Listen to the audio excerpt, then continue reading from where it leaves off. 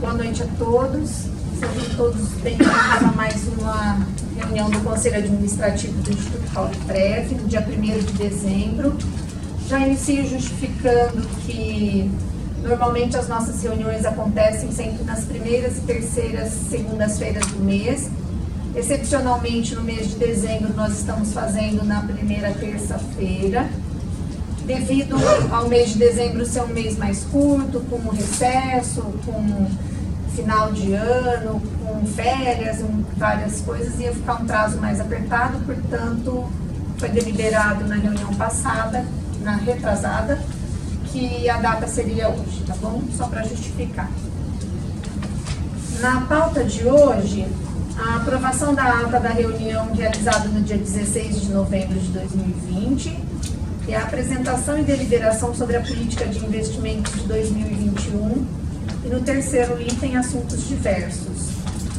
Vou justificar também o número de itens nessa pauta.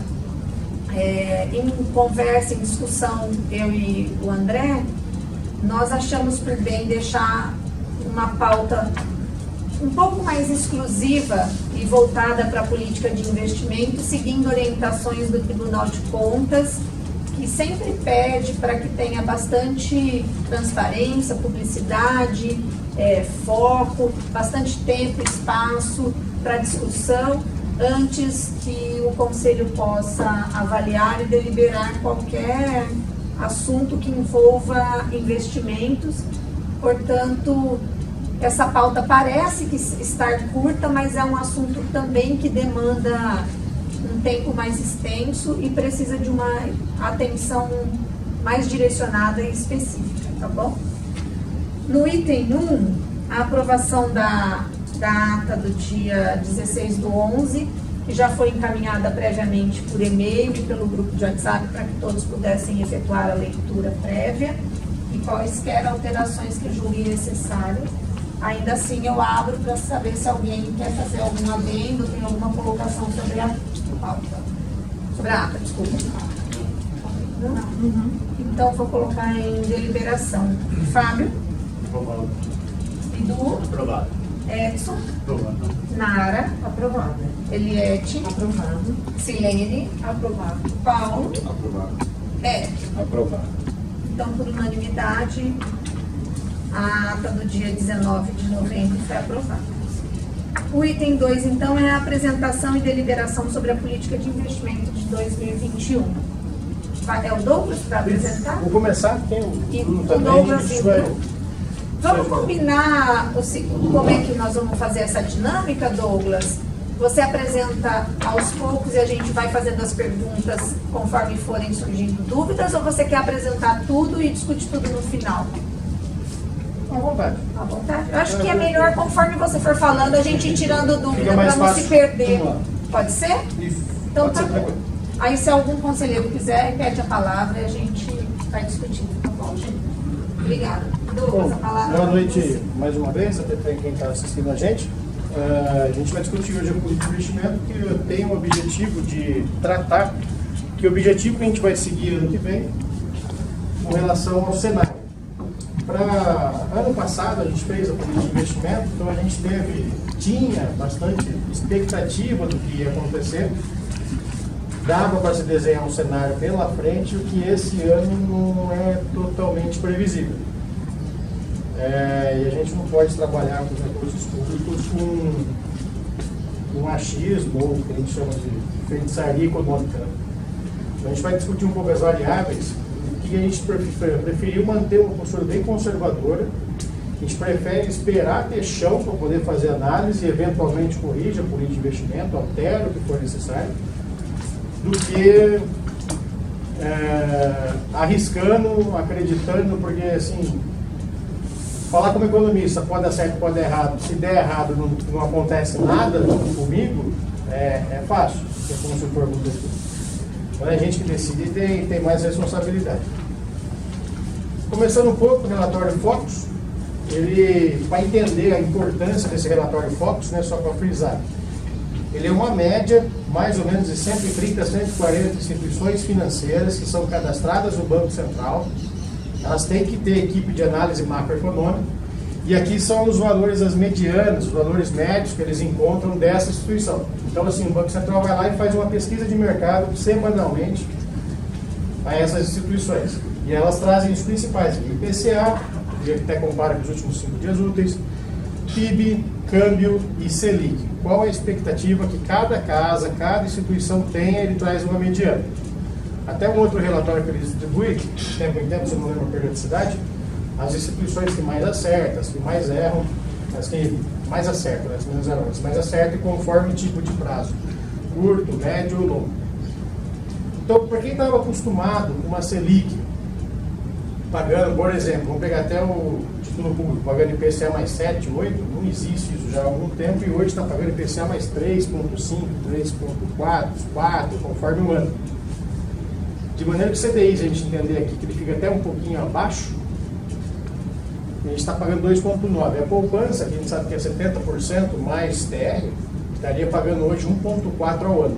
Isso nunca vai bater nossa meta atuarial. Essa é a grande dificuldade. Isso falando de renda fixa. Então a gente tem uma inflação projetada de 3,54, que na visão do Banco Central é pontual, mas a gente não sabe o quanto que vai se estender para os preços. Até estava vendo uma matéria, até você até com o Fábio hoje, quanto o impacto do arroz vai impactar o cabeleireiro, né? Está assim até na matéria. Se vai repassar ou não, eles estão crendo que é pontual. Quem vai no mercado sabe que não está tão pontual assim, que a coisa está pegando. O IGPDI, só para você ter uma ideia, que corrige contratos. Claro que pelo valor que está fechando, não estão mais corrigindo os contratos. O IGPDI estão fazendo por negociação. Nos últimos 12 meses, até setembro, estava 24,25%.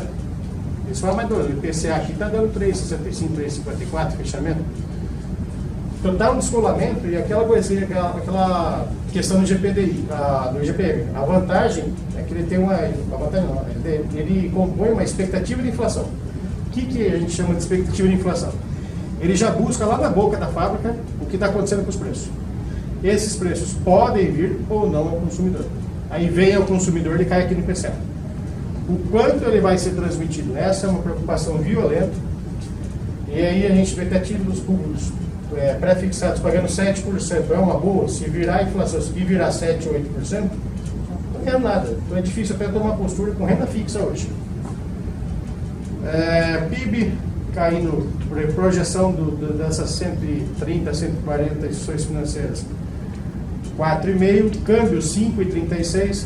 Depois a gente até vai comentar um pouco sobre o investimento exterior, porque a gente teve uma postura conservadora ainda. Mas acho que dá para dar em geral, aquela coisa de comprar título público e vir tomar café acabou. A gente vai ter que ter título público, lógico, para ter segurança na carteira, mas manter um pouco de renda variável a gente está mantendo na bolsa, que a gente já vai ter os percentuais certinho. Aqui a gente vê um ganho, possivelmente título 21 e 22, subindo para 4,5, alguns estão fechando até 2023, 6. A gente já acredita que já no ano que vem isso aqui já aumente, não vai ser esse suave dessa forma, para freio de inflação, né, hipoteticamente. Você encarece o dinheiro, você reduz, você dá um bloqueio no consumo. Há dúvidas quanto a esse raciocínio, tá? Porque às vezes a Selic cai 1%, o custo do crédito também cai 1%, né? 200% que é para 199%. É bastante discutível essa teoria básica que a gente vem em economia. Bolsa, até eu mandei no fiscal, né?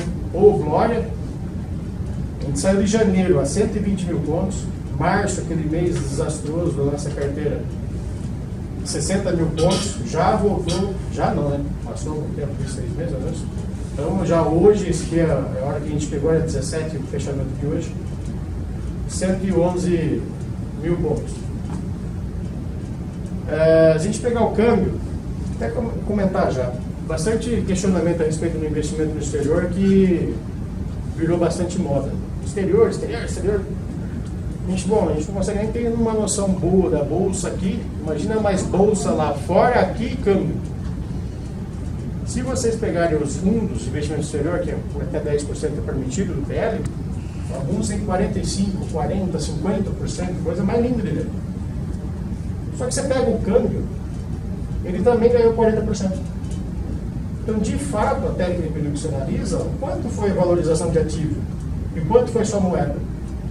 E quem entrou em fundo exterior em dezembro do ano passado fazia sentido. Porque o investidor estrangeiro começou a sair, Covid, virou janeiro desse jeito. Esse cara conseguiu pegar a curva de 40%, 50%. E nós estávamos surfando na bolsa, lembra? Média de 42, 45, esse era o assunto que a gente tinha.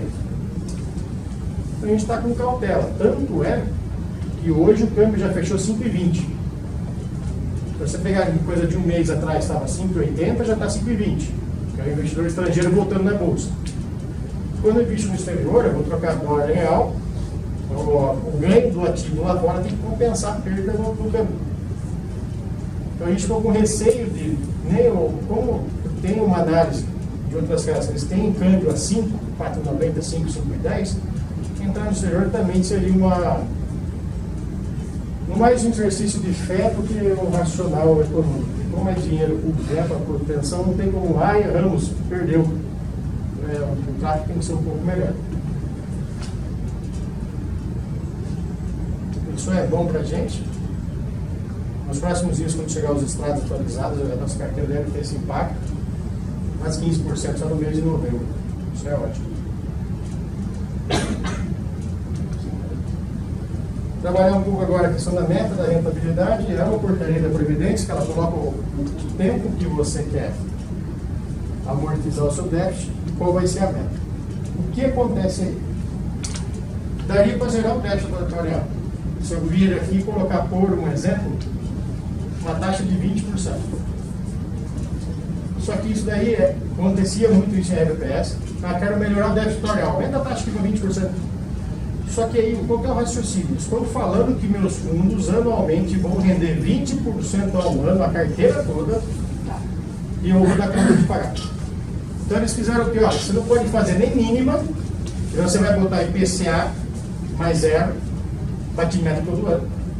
E aí você vai criar um monstro de. Aí você vai quebrar a prefeitura, mas também não pode ficar travado, destravado. À vontade, você vai querer zerar seu déficit atuarial. Então, no prazo que a gente tem, é 5,87, tabelado pela portaria. Ele é igual ao raciocínio de título público. Então, a gente vê quanto vai gastar ano a ano, desconta esse valor, ou seja, porque o montante do primeiro ano vai render até o ano 21º aqui, vai render a taxa aqui, nesse estudo. Então, a gente desconta ano a ano, ou seja, qual é o valor que eu teria que ter hoje para pagar toda essa projeção atuarial dos próximos 75 anos. Aí esse déficit quer resolver em 21 anos. Então, o raciocínio da meta de rentabilidade que a gente está tendo é essa. Mesmo assim, está alta. Considerando o cenário atual, é difícil até de... É um belo objetivo você buscar. E penso que seria bom, se fosse possível, a gente diminuir isso, que essas são as taxas máximas. Só que eu diminuir essa taxa, automaticamente eu aumento o aporte da prefeitura, que já está alto. Daí não adianta salvar isso tudo e quebrar o ente. Esse jogo de cintura a gente vai analisando de 1 a 2 anos e fazendo um reequilíbrio para que também não enforque o ente. Quem enforcou o ente acabou tudo também. Eu poderia colocar uma taxa menor, estoura lá 5 bits de déficit atuarial, vai ter o valor da aporte que o prefeitura tem que pagar, aí fecha a prefeitura e só para pagar o platão. Essa relação tem sido bem, até o momento, bem acompanhada. Não queremos também dar aquele fôlego que não seja razoável e também nem apertar também, que não estrangule o ente.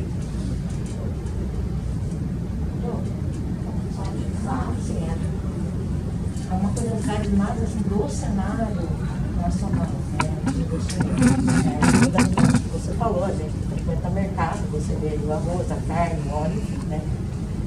Principalmente produtos de alimentação, você vê essa diferença de preço, a gente vê que tem aqueles comentários de que a maioria, por exemplo, quem faz prato feito está tentando segurar, os restaurantes estão tentando segurar os valores. E aí, a gente sabe que em alguns momentos esse aumento se dá por questão mesmo de produção, né, safra, e outros por causa do próprio mercado financeiro, que é mais interessante você mandar sua produção para fora, a taxa de câmbio. Eu tenho uma dúvida, essa questão da proteção da taxa de câmbio, da melhoria do cenário, ela não é uma... Você não vê isso acontecer muito, a gente não tem essa prática, né, no setor econômico, do governo fazer essa segurança para que essa inflação de repente não dispare tanto, porque você está vendendo muito mais mercadoria para o exterior. É uma pergunta, e isso, é claro, acaba atingindo a gente aqui, se isso continuar a acontecer, né? A parte até questão do câmbio da inflação, acho que não vai ficar claro mais para frente. O que observa hoje? Dólar a 6. Nossa, Douglas, mas isso é bom para vender. O cara que produz carne, ele vai vender para o brasileiro ou para o estrangeiro que for mais barato? Vai vender lá fora. Vai ter um novo preço de equilíbrio aqui dentro. O pãozinho que a gente come, o famoso trigo, não compra o dólar, mas você come pão. A padaria subiu o pão, quem vende a mortadela vai subir o pão. O cabeleireiro vai subir. A inflação de serviço, de oferta, aí você começa a ver, mas a demanda está aquecida, mas a demanda está aquecida tudo fechado, como é que a demanda está aquecida? Os que sobrou dos ofertantes estão repassando literalmente. Só não chegou ainda, porque esse GPM ele grita antes. Então vamos que vai ser tudo repassado, é difícil dizer o que vai ser repassado. Mas assim, o câmbio, principalmente, ele vai fazer, por exemplo, a Vale do Rio Doce deu quase 50%, 60% de valorização, porque é minério, é dólar, ela recebe em dólar, ótimo para ela. Os outros produtos do que a gente tem, fica mais caro. Então, você fazer uma jogada igual ao câmbio, aí eu vou dar uma opinião particular. A China faz isso, só que ela também investe internamente para ela fazer o que ela ficaria dependente do câmbio, ela arrebenta com política pública para ela fazer internamente, para não depender, para não sentir esse efeito, ou pelo menos amenizar. A gente não faz. Então não sei até que ponto o câmbio desse jeito que já está caindo, né? Mas essa falta de atuação, né? Você pode fazer swap cambial, você pode usar a reserva internacional que está no nível já excelente, dá para você usar um pouco para você amenizar essa taxa de câmbio. Mas ele está forçando, tá? E a moeda real é uma moeda, não sei se mudou essa semana, é a mais desvalorizada do mundo. A que mais desvalorizou e a que mais está valorizando. Agora está dando um efeito inverso. Fechou 5,20 hoje, 5,21, 22 pitacos. Então, assim, impacta bastante. Até preço dos combustíveis, apesar da receita da Petrobras que ela vende, ela tem que importar petróleo, porque o tipo de petróleo brasileiro tem que ser misturado com o tipo de refinaria que a gente tem. Ela teria que ter outros tipos de refinaria. Então afeta combustível. Aí a entrega que você compra no Mercado Livre usa combustível, sobe. Sobe frete, sobe energia, vai subir esse mês. Talvez volte a questão de apagão, se as chuvas de fato não vierem. Chuva nos reservatórios, tá? No dia choveu aqui em casa. Não, tem que chover no reservatório. As bandeiras voltaram. Bandeira vermelha começa agora. Já começou hoje, né? Começou hoje. Diante de tudo isso, final do mês acaba o auxílio. Querendo ou não, deu uma girada boa. Foi mais 300 bi jogado na economia. Números de desemprego cresceu, mas até estava lendo um estudo, ele coloca que o desemprego cresceu, a gente esperava a conjuntura com o coronavírus, mas você vê aumento até na taxa de desalento, que são os que não querem mais procurar emprego, desistiu. Aí você começa a ver o percentual, você fala, esse já existia um problema estrutural que piorou com a conjuntura. O que vai ser não dá para saber. Eu tive muita fé, teto de gasto. Talvez a segunda onda tenha que gastar o que não tem. Já fez esse período. E aí isso afeta todos os indicadores. Então no mês de novembro, mais 30 bi do exterior entrou na bolsa. Por isso que leva lá valorização. Entraram para de repente só realizado lucro ou tem perspectiva de entrar? Entraram em IPO, que é aquela oferta inicial que o dinheiro vai à empresa, ou estão apenas especulando no mercado secundário? Porque o primeiro dinheiro é produtivo, o outro é financeiro. Um gera emprego, investimento, aquisição, o outro não. É um vendendo para o outro. Especulação. Especulação. E tem muita fé aí já da parte pessoal, né? No livre mercado, mas parece que ela só funciona em países desenvolvidos, né? Você tem uma pujante, que é uma palavra que o nosso ministro gosta, para fazer de frente. A gente não tem. Qualquer coisa que você compra hoje é Taiwan, ou é China, Malásia, Finlândia não, é Índia. Tailândia, que cresceu um pouco o salário da China e saiu dos arredores lá. E às vezes você olha, pô, a gente não consegue fazer um ventilador. Não está muito confortável. Pela estrutura produtiva brasileira, não. Mas é até me irrito quando eu vejo comercial, água é tech, água é pop, água é custo, e dá nervoso. Porque é tudo máquina, né?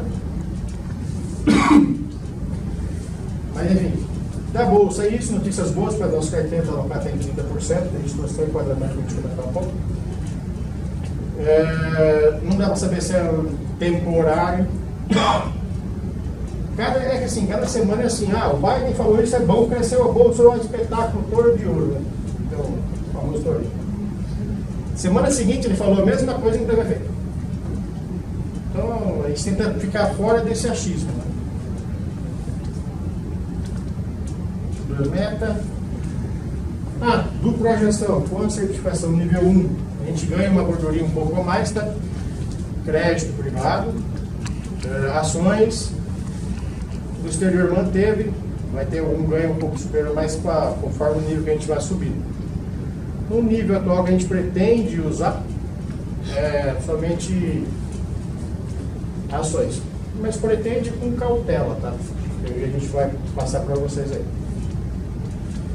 Dos demais, relativamente, a gente estava esperando uma simplificação dessa tabela aqui, que agora até a gente se confunde, né? Mas por enquanto não saiu.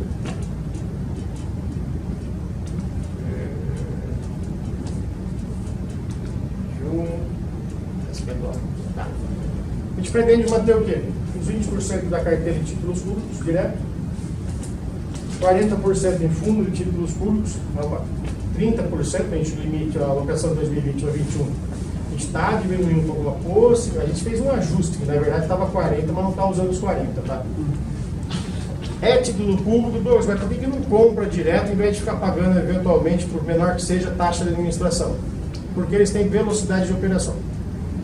Então começou o dia, o Tesouro Nacional fez uma oferta boa, já pode comprar. Se fosse para a gente correr atrás, o nosso processo de decisão e fazendo o comitê montar, tomando o conselho, toda a direção executiva, perdemos o título. Então a estratégia é, mesmo que pague um pouco, que a gente vai começar essa administração, prefere com essa velocidade de operação e a certeza que está com uma gestão totalmente voltada a isso. Os fundos de renda fixa, conforme a classificação, um é referenciado, outro é livre. Ações, a gente mantém a alocação objetivo. Deixar bem claro, essa alocação objetivo, a gente espera atingir isso, não é obrigatório. Tem que estar dentro do limite. Aqui está superior por causa dos 5% do pró-gestão, ele permite esses 5% a mais. Mas o objetivo, olhamos para o mercado e enxergamos isso, essa possibilidade. Não significa que vamos fazer. Conforme a dificuldade, a gente optou por fazer bem um arroz com feijão, parar um pouco essa volatilidade, que está doido. Vocês têm notícia de vacina num dia, tem notícia no dia seguinte que não funcionou, ou que teve briga de acordo entre as lideranças nossos representantes e que não vai vender. Por exemplo, a da Pfizer foi recusada hoje, por causa da temperatura de armazenamento, tem que ser de 2 a 8 graus, estava fora dessa faixa, né, não consegue manter a situação de armazenamento da vacina. Então é uma bagunça, a gente não consegue de fato olhar, pode ir por aqui que está razoável acontecer isso. Melhorou o muro lá fora, eles vêm, não melhorou, eles vão embora. Mas a gente tem, né, acredita, né? Como é que vou fazer a PEC emergencial, vou fazer a reforma tributária, vou fazer a reforma administrativa, vai melhorar? A gente ouviu essa conversa na previdenciária, não melhora. A gente ouviu essa conversa na trabalhista, não melhorou. Dá um pico, 1, 2, 3 meses aí, depois vem, realiza lucro e vai embora. Penso que a orientação não deveria ser para esse tipo de capital. Mas aí é Douglas também. Ô, Douglas, eu ia falar, pode perguntar, né? Na verdade, eu acho que na nossa política, não sei se você vai trabalhar aquele material que a gente recebeu, você vai apresentar. Sim, sim, a gente trouxe também. Ah, tá. Eu acho que essa tabela tinha que ter a nossa carteira também. E você está colocando qual foi o objetivo do ano passado e do que, né? Eu sei que nós temos o demonstrativo, mas eu estou falando lá no plano, né? Não tem essa tabela, Eu olhei o ano passado, não sei se vocês, eu não participei de vocês, também não tem. Porque assim, eu acho difícil a gente falar, estou deliberando sobre isso, sem saber quanto é a nossa carteira, por exemplo. Esse primeiro, de títulos públicos, a nossa carteira hoje tem 15,65, né? Você vai pôr junto? Sim, a gente trouxe. Tem aí? Tem. Aqui lá não tinha, eu fui comparar um por um, olhando o demonstrativo. Porque acho que daí é legal para a gente ver o que está sendo proposto de diferenciação. Tá aqui, ó. Isso, não anotei. Então, título público, a proposta é 20% para o ano que vem, vamos falar assim, né? Conforme o cenário. Hoje é 15,65. Isso, 15,65. Aí, o fundo 100%, nós estamos com 30,99, não é isso? Isso, exato. Então, a proposta diminui um pouquinho, chegar no 30. Exato. 5,26, vir para 5, tudo bem. Aumentar um pouquinho do fundo de renda fixa, 13,8 para 15. Isso, esses aqui, ó. São os renda fixas dinâmicos aí, chama. Isso. Perfeito. O que hoje nós temos de cota sênior e fundo de renda fixa, que é privado, 13,45,34, a proposta é zerar. Exato, esses daí são tudo fundo estressado. Mas ainda consta em carteira o PL dele, a gente aqui, ó, é 3,45. Até a política fala que não, o que tem que manter não altera e não aplica mais. Ó, cota sênior de FDIC, a ideia é zerar. Entendi. A gente vem de ver, a gente não quer com esses fundos. Entendi, tá. E o outro também, o fundo de ações, nós temos 21,47, a proposta é chegar no 25. Exato, perfeito. E tem outros aí, como multimercado, a proposta é aumentar de 2,97 para 5. Isso, Eu mantemos. queria que você explicasse um pouquinho por que essa proposta. Tá. Tem uma possibilidade que a gente estava avaliando. O CDI tem, por exemplo, o Caixa de Gestão Estratégica, até vai ser tema de outra reunião até o final desse ano, está entregando 5,20 de rentabilidade esse ano. Espetáculo. Só que a gente já está com 249 milhões dentro. Aí eu não posso estourar o 20%, por mais, até abre outro igual, só para ficar fundo diferente, mas não posso. Então, máximo 1 ou 2 milhões no máximo, a gente chega em 20%. O limite que a gente tem que ter por fundo, como ele é renda fixa, é 20, conforme os fundos são 15 do PL do Instituto. O que a gente colocou? Essas alocações dinâmicas, as alocações dinâmicas, é bacana que ele responde rápido, mas a rentabilidade dele está de 3 a 4. Apesar da notícia boa do fundo de ações, que a operação em novembro está acordando com vocês, já chegou para a gente de sexta passada, o Tower teve mais 80 milhões de PDV.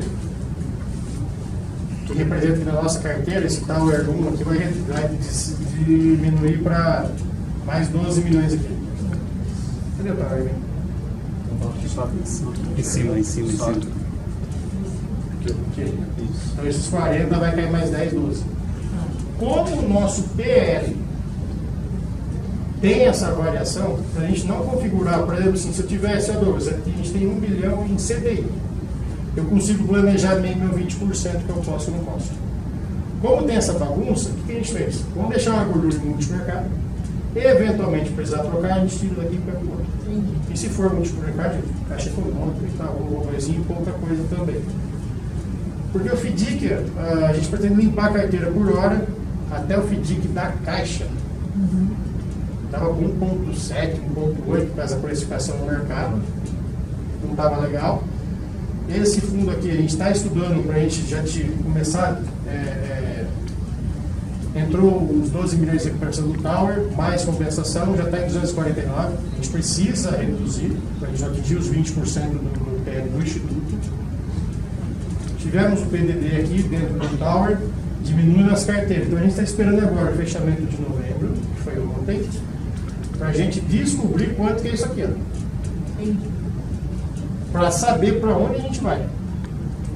Porque aí ele altera todo o percentual. Eu lembro até da crise, como teve até a renda fixa deu negativo, porque não entrou mais em ações. Porque teve impacto não só em ações, não só em renda fixa, teve impacto foi menor, mas teve, como eu tive um monte de PDD. Aí eu diminuo minha carteira total, eu não posso aumentar. Por mais que fosse desejo. Acho que até a Sandra comentou, né? Por que a gente não aproveita esse momento? A gente chegou a fazer as contas, ia dar 8 milhões e é apertado de entrar no desenquadramento ativo. Entendi agora, porque da proposta de aumentar. Eu acho só, reitero, não sei os outros companheiros aqui, porque ninguém colocou no e-mail que eu mandei. Eu acho que teria que colocar uma outra, no nosso política de investimento, uma coluna, obrigada, de quanto a nossa carteira é, para fazer essa comparativo. Só uma coisa que eu falei assim, será que eu estou falando alguma besteira que não é possível? Eu fui até procurar de outras cidades. Enfim, Ubatuba colocou na política de investimento disso. Então não é uma coisa absurda que eu estou falando, né? Eu acho que sim, pensando na questão da transparência, pensando que os servidores podem ter acesso e poder olhar, para entender. Eu sei, é outra tabela. Todo mês tem isso. Eu sei, mas você concorda para mim que lá é uma proposta para o ano que vem? O que vai ser alterado? Claro, para a gente visualizar, tá lá. Deixando claro que a gente não está pegando compromisso esse é o problema de corpo de investimento. Estou pegando compromisso de investir no Santander renda fixa ativo. É isso que pode gerar confusão. Você não fez a política, não. Se você for essa tabela, esse é só o único que eu estou pensando agora. Não, a tabela. O único receio. Seguindo aquela que você mostrou, só que colocar uma faixa na nossa carteira como está hoje. Ah, tá. Aquela outra Percentual tabela. hoje. Aquela tabela que você estava apresentando, Aí não a vai projeção, falar. estava 2020, 2021. Não Esse sei é o que vocês acham. Vocês acham, gente? Eu ia mencionar uma alocação real Só- da carteira. Peraí. Pois não, André. Eu ia mencionar isso, porque assim, a gente tem que lembrar que assim, a política de investimentos ela é uma coisa mais genérica. E depois as especificidades a gente trata em cada momento, em cada enquadramento, por cada fundo, cada aplicação com vocês, que eu conheço você. E qual que é a dificuldade que você tem? É assim, a mostrar o momento agora e um momento futuro, né, como previsão, ok, acho que é possível da transparência. Qual que é a dificuldade? Como o Douglas estava falando, a história do enquadramento ativo e do desenquadramento, que é o que mais nos preocupa, o ativo e o passivo. Porque a gente tem a volatilidade de mercado que influencia no nosso patrimônio líquido, e essa volatilidade que aumenta e diminui o nosso patrimônio faz com que aqueles percentuais transformados em monetário podem nos deixar desenquadrados ou enquadrados para efeito de PRP, de CRP e da 3922. O que isso significa? Que a gente tem que tomar um certo cuidado para que quem vai observar, quem vai ler, e inclusive no âmbito da transparência, não confunda as informações, porque a gente pode ter um fundo que hoje tenha determinado valor e esteja enquadrado nos 20%, e que se a nossa PL cair, ele pode virar 30%, ou se o nosso PL aumentar, ele pode reduzir para 15%. Então, genericamente, a questão pode ser tratada, mas especificamente, eu acho um pouco complicado falando enquanto política. Por isso que a gente publica mensalmente os relatórios e o relatório Focus, também na parte de investimentos, para que não se confunda aquilo que é genérico, que é a política que a gente trata como perspectiva para o próximo ano, que pode ser alterado pelo próprio Conselho, em relação às avaliações mensais, que são os relatórios todos que são apresentados. Eu ia falar e o André acabou até respondendo, a questão da volatilidade, da porcentagem, até aquele valor, mas é difícil ser a 5 chegar a 4. Se chegar a 5 é porque rendeu. É que eu acho que tanto o André quanto o Douglas estão indo numa complexidade além. O que eu entendi que a Eliette está sugerindo tem menor complexidade do que tudo isso. Mas isso aqui. Não é nessa tabela, a próxima, aquela que você Essa daí você coloca mais Põe a uma, outra. falando quanto que tá cada Coloca a hoje. outra lá pra mim, que você vai ver que vai ficar mais simples. Isso, exatamente. Não, a outra. Aquela que você. Essa. Nessa daí, se você colocar. Porque ela está dizendo de 2020 quanto tem. A projeção para 2021. O que a legislação permite e qual é. Você está colocando todas as informações. Se você colocar quanto por cento tem hoje em cada um, por exemplo, um exemplo que não é real, fictício: títulos públicos. Em 2020, a política foi de aplicação de 20%. Mas hoje nós temos 15%. É isso que ela está falando. Entendeu? Então, eu estou dando um exemplo, só para vocês verem que é mais simples o que ela está falando. Entendimento é como se fosse entre o limite inferior e a alocação a gente colocar uma coluna, a alocação atual. Isso! Eu acho que seria Isso. interessante a gente fechar essa alocação atual no encerramento do ano, porque a gente tem um diagnóstico de como encerrou em 2020, qual era a alocação objetiva em 2020 e qual que é a projetada em 2021. Não, acho que é isso. Até que tudo bem colocar no final do ano de como foi, mas eu entendi que para melhor compreensão de como estamos, como projetamos e como iremos projetar, fica mais fácil de quem é leigo na parte de economia. Só que 2021 Fica mais fácil. A alocação atual 10 2020 é onde nós estamos. Isso. Porque depois que a gente apresentou nós encaminhamos a política para todos avaliarem, a Eliette encaminhou algumas perguntas e a Nara, inclusive, falou comigo que daria para a gente fazer um comparativo. E esses comparativos são baseados nessas informações que elas fizeram. Então a gente discute hoje, a gente chega numa conclusão, qual que é a melhor forma e a gente formata para depois publicar. Né? Então, assim, é isso. Essa é que a gente colocou em quadros diferentes. Mas eu acho que é basicamente isso. Mas alguns apêndices que junta, a hora que você fala de renda fixa, que você põe no mesmo pacote, no outro quadrinho, que aumenta a porcentagem. Por exemplo, no outro quadro tem lá uma porcentagem de 20%, 30%, 100%, são porcentagens maiores, que eu entendo que pega os grupos que estão no mesmo... São no mesmo quadro da legislação. Isso. Eu acho que fica mais fácil de compreensão. Mas também é uma sugestão que eu acho que naquela outra tabelinha que o Douglas pulou, fica mais fácil. E só para complementar, Nessa. aquilo que você falou, não quer dizer que a gente vai ter que chegar nos 20. E isso a gente vai saber como? Acompanhando os relatórios durante o ano. Porque isso é uma projeção para 2021, de janeiro a dezembro.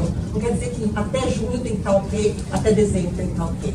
Né? Mas os relatórios vão mostrando do comitê, né? Todos, né? E é como essa situação que o Douglas mencionou. A gente pode agora ter uma valorização de um determinado fundo que pode nos desenquadrar passivamente. Sim. Então, assim, é um desenquadramento que não é responsabilidade nossa. Qual que é a nossa responsabilidade? Adequar o enquadramento. Por isso que ele disse que até o final do ano, dependendo do quanto esse fundo for valorizado, mesmo que a gente não queira, porque a gente queria que ele valorizasse cada vez mais, talvez a gente precise mexer nele por conta do enquadramento em relação ao CRP. Perfeito. Tá? Obrigada. Mas assim, é a somatória das duas também. Isso. Seria só assim, pelo que você entende, Eliette, ali onde está a alocação objetiva 2020, tira aquela coluna. Não, colocaria ela acrescenta uma coluna de limite inferior e alocação 2020, nada. Ali, acrescenta uma com Essa aqui é com a alocação atual. Como é zero, a gente Só- pode só pôr aqui, limite acrescentar inferior ali. sempre é zero. Isso. Aqui a gente põe a carteira hoje. Perfeito. Isso. Tudo bem, então?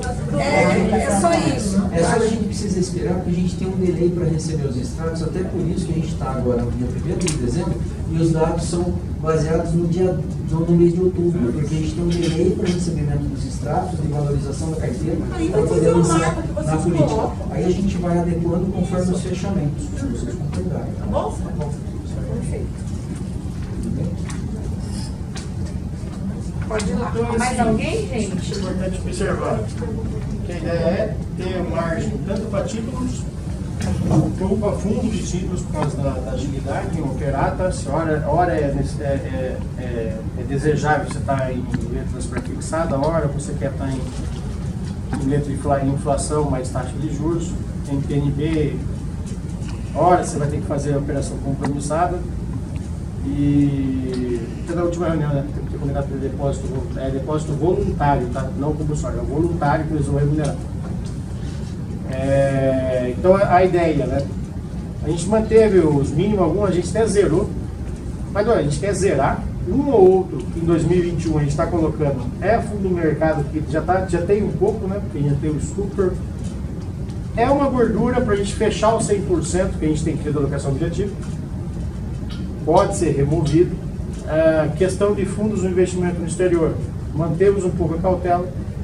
Câmbio de 5,80, 5,90, chegou, hoje fechou 5,20. Se você pensar aí que foi 70 centavos e R$5, você caiu mais 15%. Se o ativo não ganhou, fazer uma conta direta não é assim que faz, mas só para ter um exemplo. Se caiu 15 no câmbio, o ativo lá só rendeu 5, você saiu com 10 negativo. Estamos amadurecendo, entendo que está um pouco até na moda, grande, sempre entrando, mas a gente quer sentir um pouco essa relação com o câmbio. Que mais ou menos assim, parte, se for entender, se olhar até as empresas de tecnologia, hoje a gente teria que pegar mais ou menos o PIB do Brasil de um ano, dá para comprar um pedaço da Apple. Para ver como é que o negócio está. Faltou opção, põe em tecnologia aqui com o Covid, com o distanciamento, vai aumentar e está chegando um valor absurdo. Então você pega hoje coisas mais próximas da gente, a gente consegue ter uma noção, mas uma empresa, como é que fala? Aí o pessoal fala, é o valor da marca. Então você comprou esse notebook há 2 anos atrás por R$3.000, um exemplo, chega uma hora que ele está valendo R$50.000 e o pessoal, não, lá tá bom, não, mas peraí, não estou vendo a marca, quanto é que a marca que ganhou 47 mil? E a gente não quer pegar esses movimentos. Você não sabe se é investimento, se é desespero, se é falta de opção. E é o que a gente está tomando cuidado. Na bolsa, lógico, a gente tem um planejamento longo. Uma preocupação que a gente tem é que os títulos que a gente tem em carteira vencem no máximo 2023, né?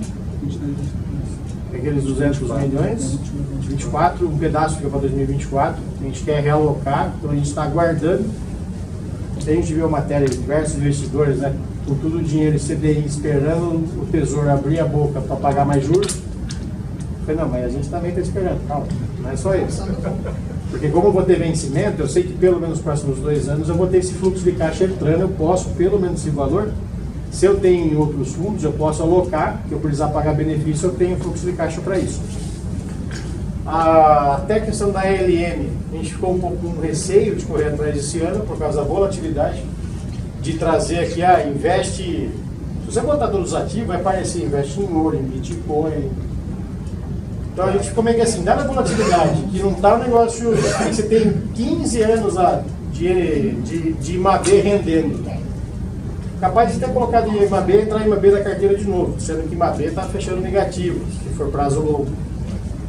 Então seria mais para ter um LM do que para ter um uso do LM, né? Por enquanto a gente manteve a cautela. Um pouco da alocação atual, a maioria está aqui, o que a gente tem de FDIC, FIP, a maioria tudo estressado, tá? A gente pode até abrir. E ver que dúvida que vocês têm. A gente pode abrir agora a política e passar pedaço por pedaço. Complementar um ponto lá de multimercados, que foi até que surgiu. Alguns fundos que a gente observou, de Banco do Brasil, Caixa, né, são fundos que, pelo menos recentemente, quando você abre a carteira, eles investem 75% a 80% em títulos públicos e o restante em ações, ou seja, é uma alternativa que nós temos, porque ações, como a gente vê, a gente já está em 25%, que já é o limite máximo, a gente está hoje em 21%, com alguma valorização isso pode aumentar, mas é uma oportunidade, se for, lógico, se o cenário permitir, se houver um consenso, se a gente achar necessário, de ter uma expansão em um fundo que ele é, de certa forma, boa parte relevante ele é conservador e tem uma margem para investir em ações, suprimindo esse limite que nós temos. Então, um pouco por isso que a gente colocou como uma opção de objetivo, lógico, se for necessário. Dentro do fundo multimercado, pode ter N produtos ou às vezes pode acontecer ter 2, por exemplo, como você acabou de falar? A política de investimento do fundo, ela tem um grau de liberdade para definir. Então, a gente teria que, na verdade, entrar nos fundos, abrir a política de investimento e entender qual que é o objetivo do gestor de fazer essas operações. Tem vários tipos. Por exemplo, a gente tem um fundo multimercado na carteira, mas é um fundo estressado, né? Então, quer dizer, não necessariamente... exatamente. Então, por isso que é importante concentrar esse tipo de análise em instituições sólidas, né? E também observar a carteira justamente para entender a carteira e também a política de investimento do fundo. Para fazer esse benefício. Agora, ela concentra tem fundo, título público, ações, você vai ver Petrobras, várias, assim, que não.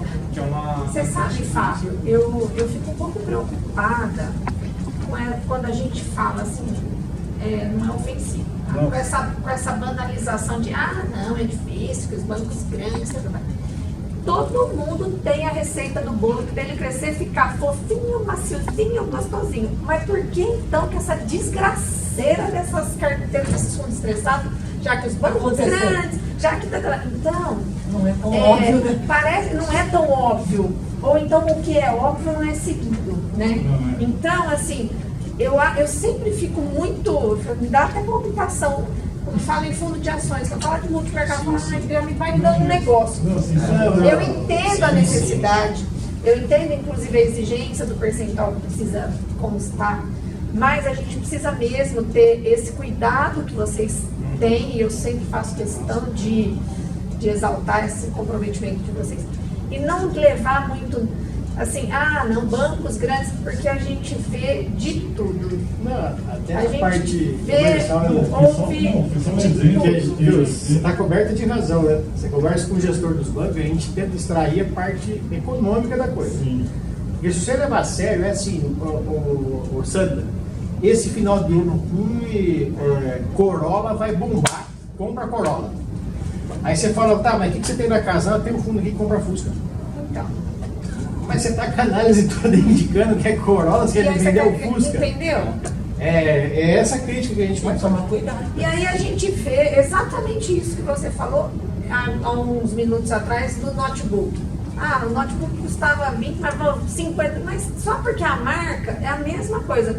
O nome, a marca, e aí que sai a supervalorização das marcas. Porque os grandes bancos, porque os nomes, olha, nome eu confio no meu. Porque o meu, minha mãe me ensinou que eu tenho que preservar ele, que é a única coisa que eu tenho da vida que eu vou levar para sempre. Então, esse negócio de grandes bancos, de grandes nomes, eu ainda assim fico... Tem razão, até porque assim, na própria política tem aquela seção final dos riscos, né? E os riscos eles são existentes. Você pode até ter um risco relativamente menor, mas não é porque é uma instituição grande que não vai existir risco. Por isso que a postura do RPPS, dos conselheiros, de todos os analistas, é justamente sentar e estudar o máximo desses fundos. Então, entender a política de investimento do fundo, entender a instituição financeira, e ver o histórico, ver os ativos que estão dentro do fundo, ver o desempenho, ver se é um desempenho consistente, se a volatilidade foi elevada ou não, se foi pontual por algo de mercado ou foi por alguma coisa, ter uma postura mais vigilante, questionadora. Então, todas essas condições elas têm que estar presentes em todo momento, independentemente da instituição financeira. E mais uma complementação, só para enriquecer a conversa. Importante lembrar que grande instituição não significa nada. Porque o fundo é outro CNPJ. Rebentou o fundo, não vai fazer nada com o banco. Total, é isso. A única coisa assim, a gente precisou travar aquela lista, que é bagunça, como a gente, vou falar até que a gente virou exemplo disso, né, de gestões passadas, pelo amor de Deus, isso, que virou bagunça.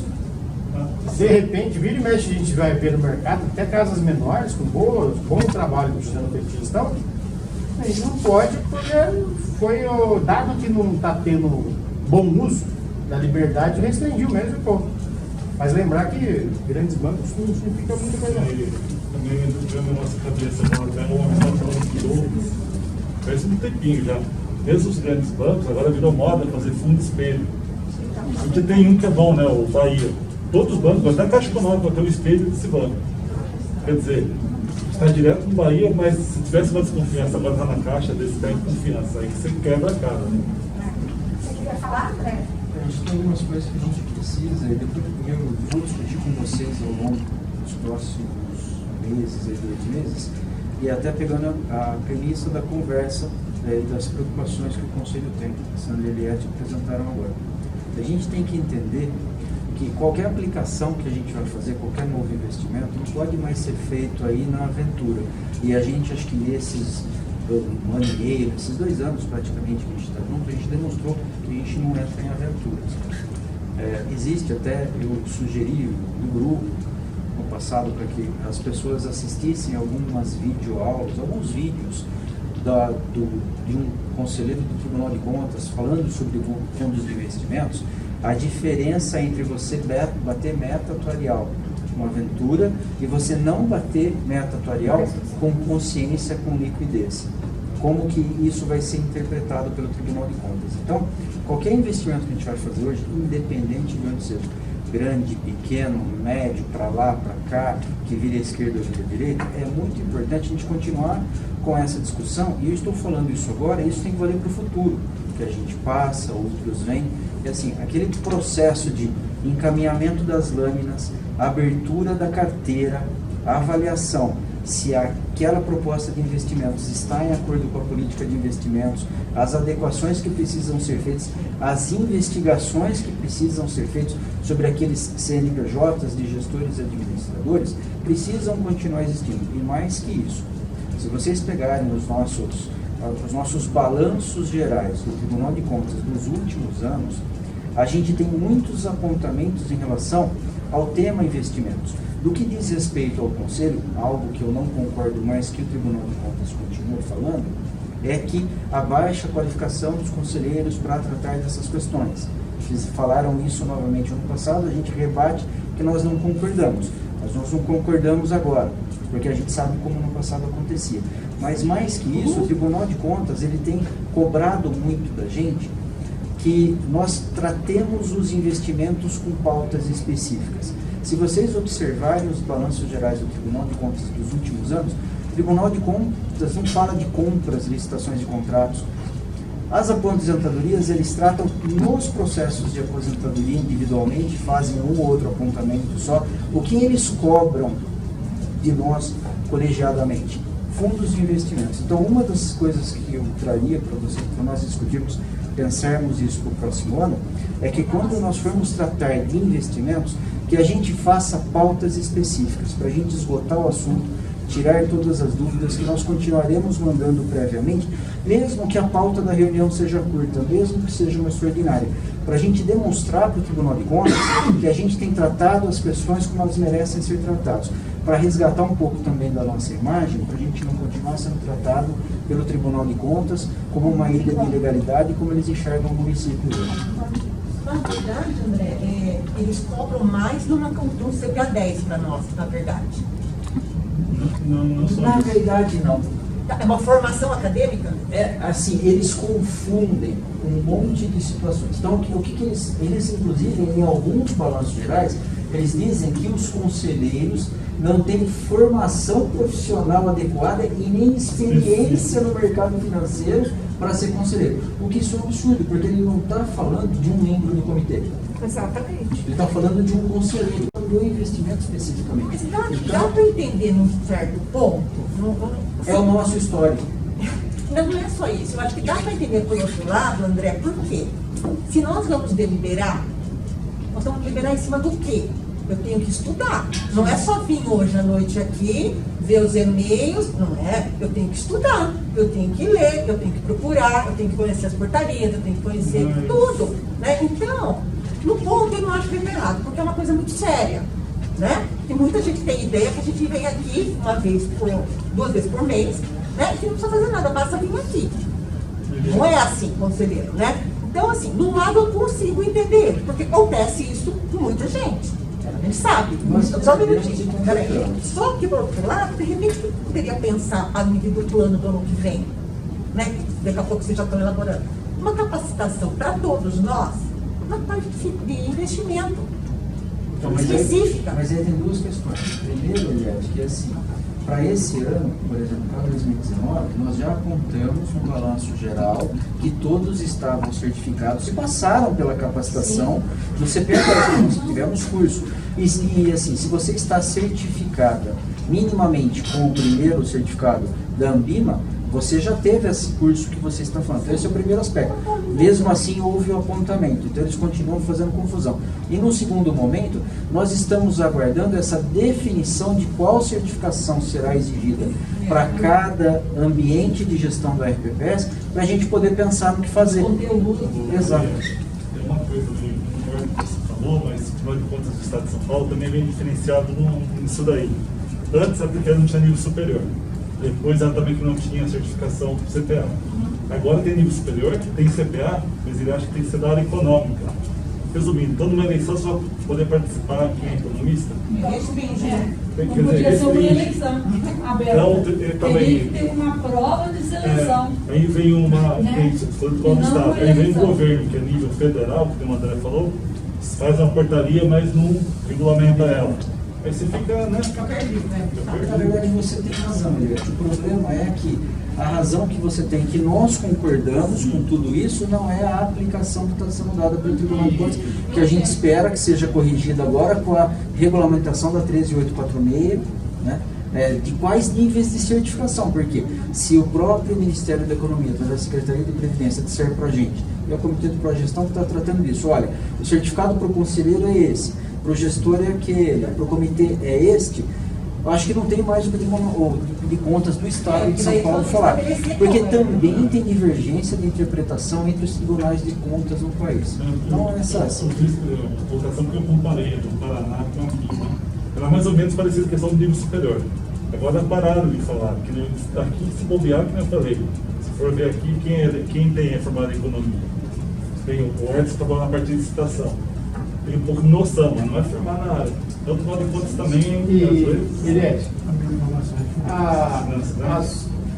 os investimentos mal analisados, realizados no Instituto, foi tudo feito por superior economista com 30 anos de experiência no mercado financeiro. Então, o que ele tem disso é o Tribunal de Contas, né? Tem Quando ele faz esse tipo de confusão, ele, além de cercear o direito do servidor de eleger dignamente os seus pares, ele ainda faz essa confusão e dá mais um motivo e mais um atalho para que as cartas marcadas estejam juntas e continuem fazendo mais besteira. Não estou falando que é o caso agora, mas se nós seguíssemos as determinações, esse rito do Tribunal de Contas, que teria que ter pessoa tal, com formação tal, ele restringe, então ele faz um grupo menor, e quem tem a intenção de fraudar, de desviar, de furtar, de fazer, tem um grupo menor para convencer e para manipular. Quando está aberto para que todos possam fazer parte do pleito, para que todos possam ser eleitos, a possibilidade de manuseio, de manipulação de pessoas é muito mais difícil. Então, para mim, o Tribunal de Contas, com essas cobranças, com essas indicações, ele vai contra tudo aquilo que nós todos aqui, vocês, nós estamos tentando e conseguindo combater, que era os bolinhos, né? As cartinhas marcadinhas para fazer as porcariadas toda que a gente cansa, não cansa, e cansa e não cansa de ver aí. Estamos arrastando. Né? É o princípio da razoabilidade. Então, o Tribunal de Contas faz as recomendações e as determinações. É justo que a gente tenha reunião específica para tratar de investimentos? Ok. Faremos. É justo que a gente cerceie o direito dos servidores elegerem aqueles que mais convêm? Não existe. Manteremos dessa forma. Eles que lutem. Então isso é importante que a gente deixe registrado, as gravadas em ata, porque essas atas são lidas pelo Tribunal de Contas e são assistidas pelos nossos pares e pelo próprio Tribunal de Contas, que depois acaba observando isso nos nossos balanços. Então que fique muito claro que a gente tem feito a discussão pormenorizada dos fundos e da política e que nós temos tratado com responsabilidade os recursos públicos, que é para isso que nós estamos lá. né? Como a questão das certificações ainda vai ser definida para cada âmbito de gestão, eu fico pensando assim, por exemplo, a nossa legislação que já definiu que seria o CPA 10. Se por acaso houver outra definição, então a gente vai ter que mexer de novo na própria, reabrir uma discussão e deixar na própria lei. Exatamente isso. Pode ser Seria fazer a adequação. que efetua aquela coisa, instituições credenciarem a certificação. Pode ser que a certificação de conselheiro seja o próprio CPA 10. Eles estão desenvolvendo, e aí eles vão exigir, por exemplo, para conselheiro, quero CPA 10, por exemplo. Para comitê, pelo menos um vai ter que ter CEA. E aí eles estão conforme, especificamente investimento, vou pegar mais pesado, maior exigência. Para Previdência, quero. Para Previdência é o CGRPS, né? Com tanto mínimo, tanto de acerto. Que eles vão chamar de básico, avançado. Então vai ter, dentro de certificação, vai ter os níveis de certificação conforme a ocupação. A forma é só responsabilidade, né? Mas aí está o princípio da responsabilidade. Vamos lá. Mas aquele documento que o Fábio colocou no grupo, que você até pediu para a gente dar atenção especial, né? Se você pega ele junto com a lei, é o que você está falando. Nós estamos hoje, a Politreve está amparado dentro do que a lei exige, independente Na falta de regulamentação, hoje nós estamos à frente da legislação da maioria dos RPPS. A lei 69 da estimação. Bora lá. Pode continuar. A apresentação será essa. Agora, você vai passar o texto do... Nós trouxemos aí, a gente pode entrar na discussão, a gente pode mostrar o texto e cada um apontar. Mais específico. As dúvidas. Eu acho que assim, ó, você pode abrir o texto pra gente, e como a Eliette encaminhou algumas dúvidas, acho que é válido que ela faça as questões para... Eu tenho só uma questão, um ponto, que eu gostaria, uma alteraçãozinha, que eu gostaria de pedir para fazer. Coloco aqui para a gente discutir se é válido ou não, mas eu achei que é importante. E aí eu acho que fica mais fácil. Porque senão se a gente for ler tudo isso aí, a gente sai daqui 3 horas da manhã e eu às 6 tenho que trabalhar. Você pode ir passando para a mesa, as pessoas vão apresentando, vão lendo e a gente vai explicando aí o Bruno. Eu acho que é melhor. Vamos começar daqui para cá e aí eu vou vendo quem tem. Fazer uma pouca rapidinho, quando ele falou da Se você palestra. fugir da pauta, eu não vou deixar. Não, quando ele comentou da apresentação do Tribunal de Contas, né, do investimento, não, eu mandei no grupo de novo o link, o PDF, que não estava na época, se ela quiser ver depois. Você tem alguma coisa para falar do texto, da política que foi enviada? Não, eu tinha uma dúvida, mas já foi sanada, Você tem? Não? Edson? Nara? Olha, eu mandei também, durante o processo fazendo a leitura, eu fui mandando. Eu gerou confusão da leitura lá embaixo. Ah lá, no item Passou de 7, 65. página 8.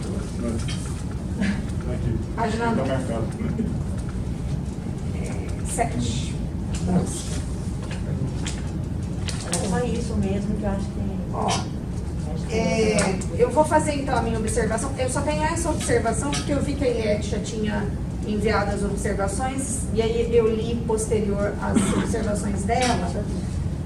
No item 7, no modelo de gestão, eu acho que precisa incluir no texto, pode ser logo após onde fala assim, ó, fala legislação, fala da legislação. Qual? Cadê o item 7?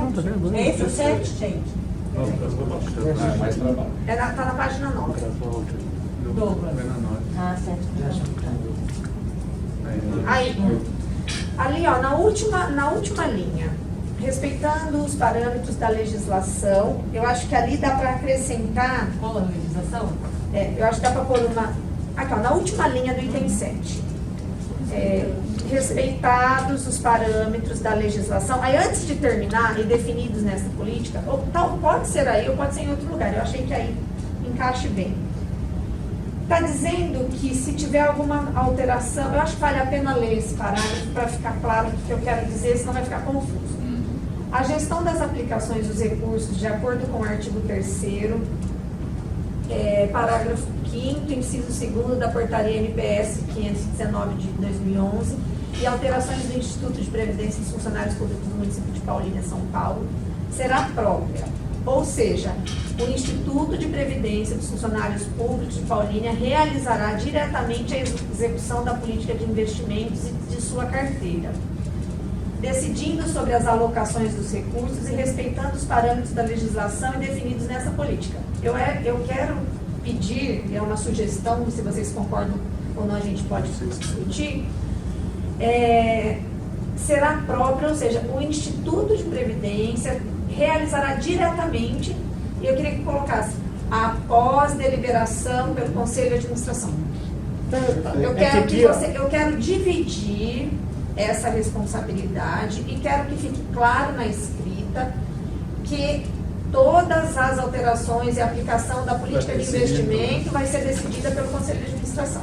É que assim, esse aqui, no da portaria que a gente tem como montar o investimento, tem que saber o seguinte, é o Instituto que vai fazer, ou vocês vão contratar um banco para administrar o Instituto? Tudo bem. É nesse sentido, tá? Não do processo. O processo decisório nosso tem também, né? Mas eu acho que... Mas eu acho só para que não reforçar. vai ter... Mas pode reforçar. Pode reforçar, né? Eu acho que não vai ter problema, sabe? Não vai alterar em nada, mas só que eu acho que vale a pena deixar mais uma vez escrito que precisa alterar esse pedacinho. Tudo bem? Perfeito. Então, essa alteração só que eu queria. Já é a regra do Instituto, né? Só não foi Sim, colocado, mas... é por causa que é para decidir se a gente contratou carteira administrada ou se é o Instituto que faz administração. Mas isso aí é tranquilo, a gente pode pôr. Tá bom, só colocar, para mim, só acrescentar que vai ser... A gente pode pôr até um 7.1 aqui, né, Bruno? Após Processo de deliberação. decisão. Consigo, Colocar tá bom? isso. A gente pode até destacar melhor o processo de decisão, como é que é. Então, a minha observação só da leitura do texto que eu tinha era essa, tá? Eliette. Vamos lá. Eu tinha pensado primeiro no item 4. Aí, quando fala do comitê de investimentos, aí mesmo, parece pouquinho, dobro. Aí, fala que ele tem a função de auxiliar o Instituto no acompanhamento e monitoramento do desempenho do risco de mercado, né? E, na verdade, eu estava até perguntando se não teria que constar que ele que elabora. Na verdade, eu estava vendo naquela resolução que saiu esse ano, que eu não tinha acompanhado, que o Comitê de Investimentos tem a função de discutir e auxiliar na elaboração. Porque o Conselho Deliberativo só delibera, ele dá as diretrizes, né? Ele fixa as diretrizes, mas ele não é ele que elabora.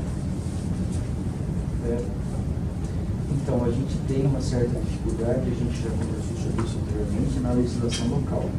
Como a legislação federal é aberta, se você olhar, inclusive, porque a previsão do Comitê de Investimentos, que foram apontamentos antigos, inclusive do Tribunal de Contas, a gente não tinha, era tudo mais ou menos, ele foi disciplinado na Lei 69. Sim. E a Lei 69 diz que é um órgão de assessoramento e que a responsabilidade, aí definida pela Lei 18, nas atribuições do Conselho Deliberativo, que é o Conselho de Administração, é pela confecção, pela Como que execução ele da política de elabora e investimentos. delibera?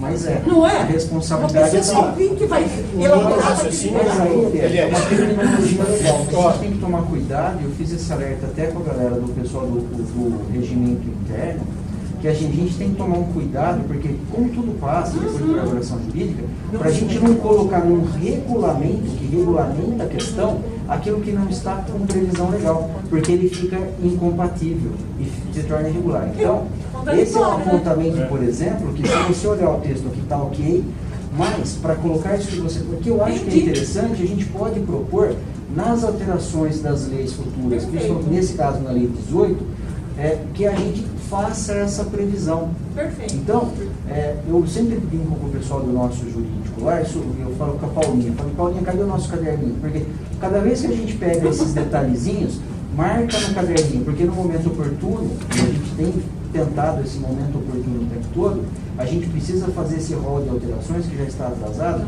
nas nossas legislações previdenciárias. Tá? Você pode entender até como fixar diretrizes. Isso é uma diretriz de investimento.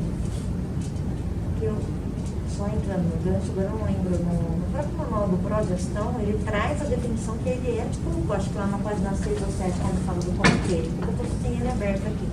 Mas tudo bem, é um manual. Aí você Tá aqui, fala ó, do conflito Está com a nossa legislação. Com a nossa Então, legislação. Eu tenho aqui esse parágrafo. Eu tenho processo decisório, está isso no plano de gestão, de formulação, execução do plano de investimento, quando processo decisório de formulação e execução do plano política de investimento, está como comitê. Está no plano de gestão. Então, essas agora adequações a gente vai precisar fazer, até porque isso que você está lendo, inclusive, está no novo manual, né?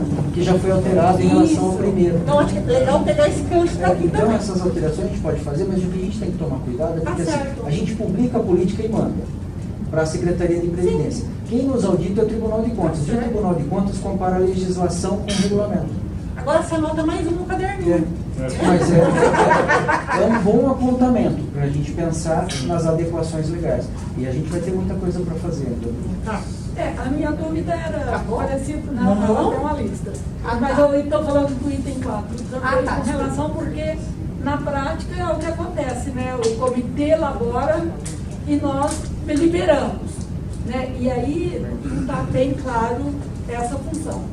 Mas tudo bem, eu já entendi a explicação, ficou claro. E vamos para a próxima. Então, vamos lá. Mas, independente de estar aqui, de estar na legislação, registre-se em ata essa questão, porque é um trabalho compartilhado. Diretoria, comitê, conselho e fiscalizado depois pelo fiscal, porque acho que aí fecha o ciclo. Sim. O próximo é o consultoria de investimento, que eu vi que vocês... Cinco, é o próximo ali. E foi definido numa reunião, e aí está marcado isso, que nesse momento não há nenhuma consultoria contratada, né? Pagou para a LDB, né? E que aí dá uma margem para o ano que vem retornar, né? Eu queria entender, porque foi falado, né? Tendo em vista hoje a equipe que nós temos, eu também creio nisso, nesse momento, né? A gente não precisaria. Por que foi colocada essa brecha da possibilidade para 2021? Tem algum motivo específico, André? Na própria reunião que nós discutimos em relação à não prorrogação do contrato, porque naquele momento nós entendíamos que era desnecessário pelo que a gente estava realizando, pelo momento do mercado e pelo que estava sendo entregue ou não, nós deixamos em aberto a possibilidade de, se no futuro houvesse a necessidade, por qualquer motivo que fosse, nós contratarmos novamente uma consultoria. Isso é avaliado naquele momento. Assim como nós fazemos a previsão na política de investimento da nossa alocação objetiva, onde nós queremos chegar, não necessariamente vamos chegar, nós queremos deixar claro que, conforme tratado na própria reunião do Conselho, quando nós optamos pela não prorrogação, né, pela não renovação do contrato com a LDB, que a gente tenha essa previsão do que foi tratado anteriormente com o próprio Conselho. Ou seja, eu não preciso, a gestão é nossa, mas se porventura, ou qualquer motivo que seja, houver a necessidade, aí é a mesma premissa, viu, Liette? Vai ser trazida para o Conselho, nós vamos discutir, como eu tenho discutido até as dispensas de licitações das contratações. Então é por isso que a gente mantém como previsão e não como obrigação. Tá. É uma possibilidade. O item 9 que eu ia perguntar já foi explicado agora há pouco, que é por causa do IPCA mais 5,87. Ficou claro. No 10, eu tinha sugerido colocar os dados referentes a 2020. Quando aparece uma... Talvez nessa já esteja. Isso. Ali. Ah. Ali na... Isso, aí sim mesmo. Eu acho que dá... Porque esse ano foi um ano atípico. Eu acho que dá uma boa visão. Sim. Ah, legal. Inserido. Eu ia perguntar, eu ia falar da sugestão daquela tabela, nós já discutimos, super bacana. Eu tinha falado no 16.12 sobre o rating, né? Eu mesmo tinha falado, por que não constou, eu comparei do ano passado, porém, aí eu fui pesquisar, para não falar mais coisas, né? Porque é o número 16.1.2. Sim, Falta, Há tá? um ponto. Isso. Acho que não tem. Não é mais um pouco. Não, eu acho que pode Então pode descer 10. Ah, mudou a... Mas legal. Mais, aí, 10. As notas, não é? Aí. Mas agora acho que eu vou falar para tirar. Tá. Por quê? Porque eu fui pesquisar. Aí eu falei, meu Deus, desde 2018 começou uma denúncia em relação a eles devido fraude. Eu falei, pelo amor de Deus. Eu ainda falei, pelo amor de Deus. E em 2019, a CVM ameaçava cancelar esse credenciamento. Não sei se a concretizou. Se vocês têm essa informação. Não, tem de análise. Ah, então é melhor a gente tirar. E, calma, em 2008, na crise internacional, essas três cometeram erros. Na verdade, É mesmo? o que a gente tinha comentado, Não foram o pequenos, que é, não. até para introduzir esse assunto, o que é uma agência de rating? Né? Na verdade, são instituições financeiras, né, que fazem avaliação de risco, de investimentos, de instituições financeiras. Então essas informações são mais, na verdade, uma convenção, né, para seguir. Mas, de certa forma, todos os nossos investimentos que a gente tem feito e que a gente delibera aqui nesse conselho é de buscar sempre instituições financeiras dentre as existentes no mercado, das mais sólidas, né, de reputação mais sólidas, né, e investimentos mais que sejam com um risco relativamente menor, né? Então, por consequência, a gente está atendendo isso. Esse tipo de tabela, ela é uma referência importante se a gente quisesse fazer um tipo de investimento de um grau muito arriscado, né? Então, seria um balizador adicional para você verificar instituições financeiras que não são necessariamente conhecidas, né? Entendi. E aí, na verdade, são instituições que, assim, não vou dizer referência do mercado, mas são as que mais aparecem. Então, ter uma instituição a mais ou menos é mais uma convenção. Então, tá bom, eu só queria me redimir, porque de repente eu sugeri, depois eu fui procurar, fiquei preocupada. Sim. Tá? Um outro exemplo, e a gente, acho que fica fácil até para quem está nos assistindo aí conseguir entender, a nota do Serasa é um rating. Entendi. Acima de 900 pontos. Um exemplo, a cada 100 pessoas, 5 não vão pagar dívida.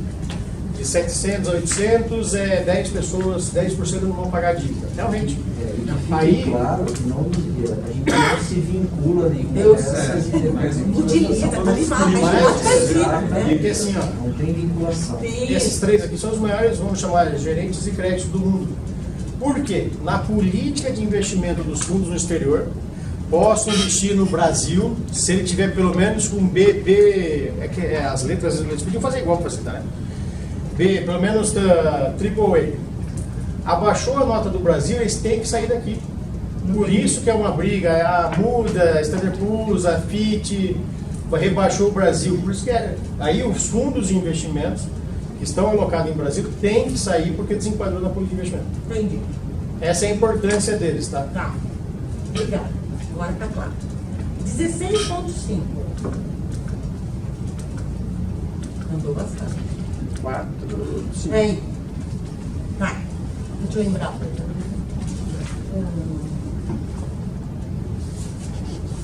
Abaixa um pouquinho mais na outra cor. Tá. Eu questionei sobre esse processo de formalização para escolha e acompanhamento de seus prestadores de serviço. Tem um item também no 16.4, tem mais ou menos a mesma coisa a ver, que fala do estabelecimento de procedimentos formais para a tomada de decisão. Lendo mais agora que eu retomei, eu me atentei mais pela lei 3922, não é lei, a portaria, né? Isso. E no pró-gestão. E como também aquela 519 de 2011. O que eu vi no nosso site? A gente tem hoje um site com modelo de credenciamento de 2016 que pode ser usado, tá?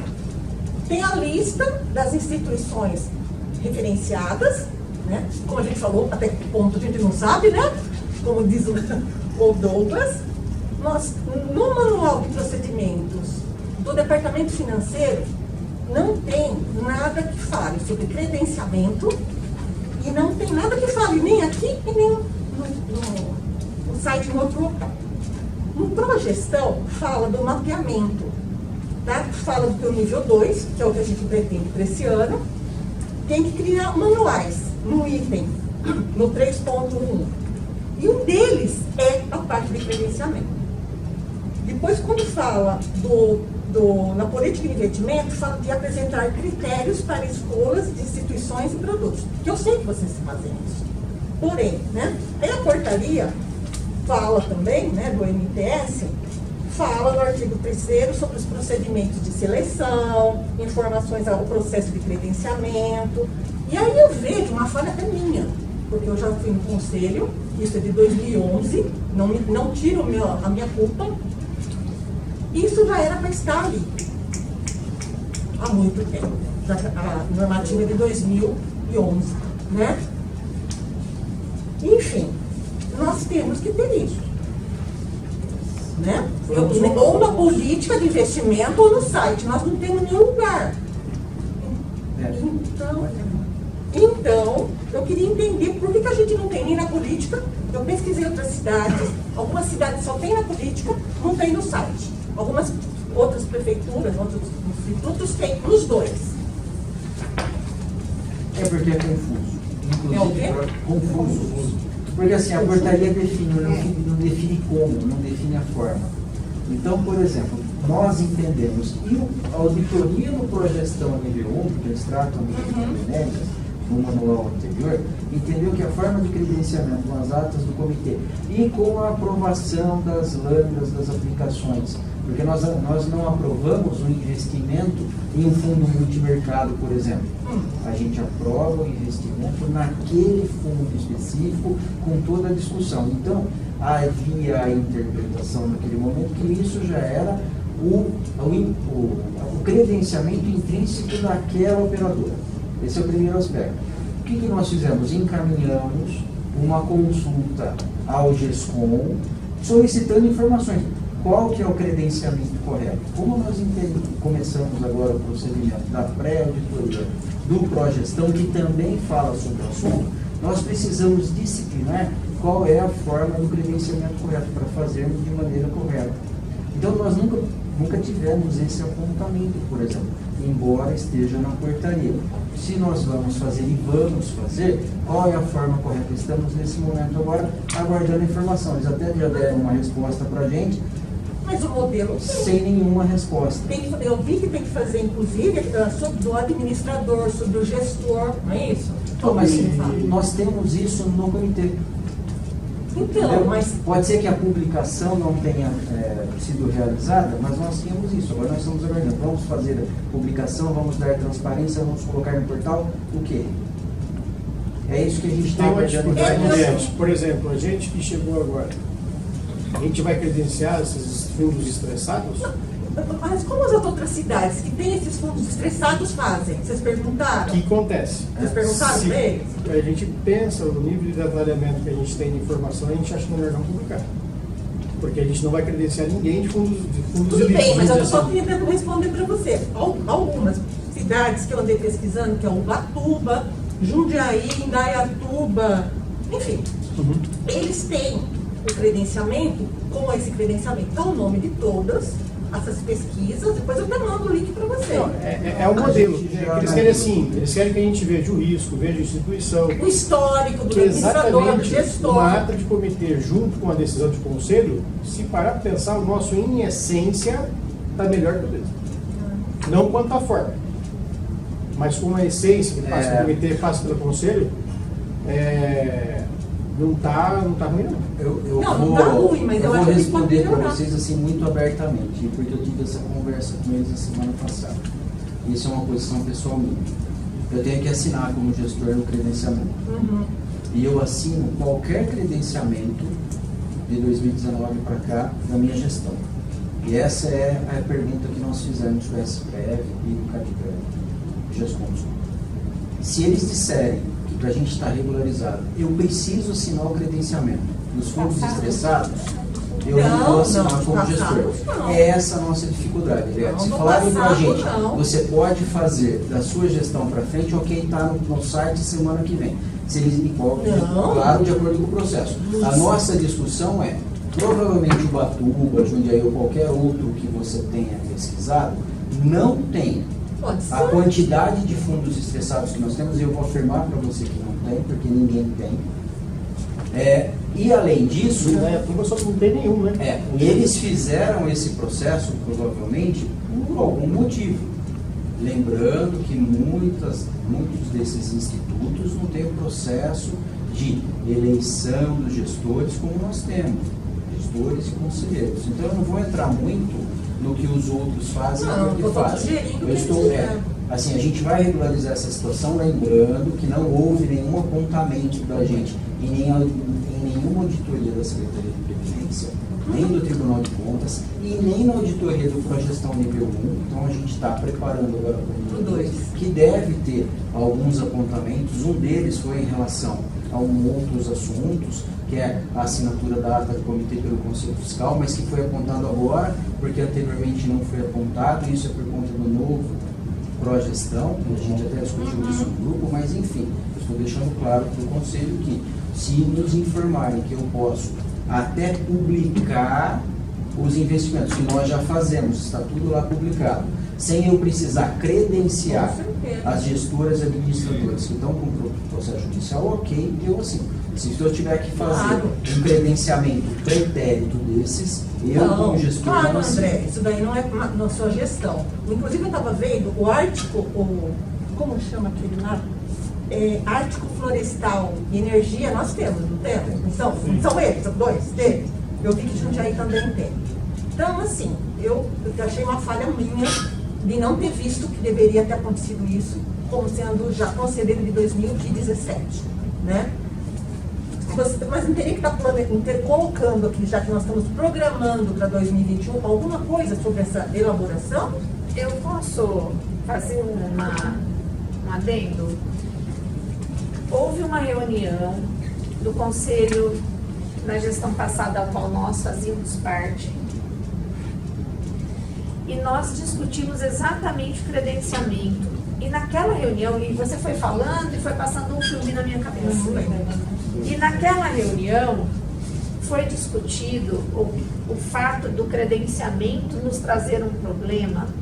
Porque quando você faz o credenciamento de um fundo, você está indiretamente dizendo para ele que ele pode ser um futuro alvo de investimento. E ele pode vir e ficar continuamente batendo. E nós discutimos isso no conselho, que eu me lembro bem. Então, eu entendo que tem uma determinação e que a gente, mas teria que ter desde 2011, mas eu não vejo como uma falha do conselho passado, nem desse conselho, porque nós discutimos esse assunto. Inclusive, eu vou falar quem era o gestor à época, era o Guimarães. Eu me lembro até da fala dele, até da vozinha dele falando sobre esse credenciamento. E nessa reunião, inclusive, falou-se de um fundo que tinha aqui em Paulínia, numa portinha, e que tinha no credenciamento, o extrato dela informou, mas era uma portinha de fundo de quintal. Foi nessa reunião que a gente discutiu o credenciamento, e eu lembro disso. Então, eu não estou dizendo que nós não temos que cumprir o que a legislação determina, não é isso. Mas eu tô querendo dizer, justificar, que eu não vejo isso como uma falha de não ter visto o que nós vimos. Porém, eu acho que a gente tem que ter cuidado. E eu concordo com o André quando ele disse que se nós tivermos que credenciar os passados, nem eu quero estar aqui mais. Eu não falei isso, gente. Sim, eu sei que você não falou isso. Porque não faz sentido você credenciar metade, não credenciar todos os outros. Eu acho que não faz. Sandra, eu posso fazer uma ressalva que eu estou lá desde 2018? Pois não. Quando a gente entrou lá, a gente teve uma dificuldade. O que acontece? O credenciamento ele é tanto ativo como passivo. A partir do momento que você publica um edital no site e tem elenca qualquer documentação, você começa a receber pessoas que não são tão, entendeu? Então, naquele momento a gente resolveu fechar a porta, não estamos credenciando ninguém. Se eu não me engano, tinha um TAC do Ministério Público que indicava fazer aplicações só em fundos de grandes bancos, então a gente preferiu deixar fechado, não vamos receber nenhuma gestora ou qualquer tipo de aventureiro, não tem que a casa tivesse arrumada, sabe? Foi o que a gente... Foi isso mesmo, exatamente isso. Foi essa fala, vamos fechar as portas, não vamos credenciar mais ninguém para evitar esse tipo de situação. Me lembro. Eu falei que você falou foi na época do Guimarães mesmo, porque também tinha um que era muito genérico de credenciamento, era muito aberto. Aí na época, tanto foi muito mês do Luciano, a gente sugeriu que tinha um padrão da Ambima. Diminuiria, mas mesmo assim não poderia, né? Aí que ficou discutindo, você falou, não tem que foi uma falha. A gente acabou discutindo isso até porque E não decidindo tinha. não abrir, Não ia não mais, fazer o não credenciamento mais naquele momento. Nós não queríamos nem justamente por isso. receber pessoas estranhas porque não Isso. sabia o que estava Porque a partir do acontecendo. momento É isso que mesmo. está publicado ali, Gente, começa. mas se é uma coisa que tem que acontecer, a gente vai correr o risco de for pro nível 2.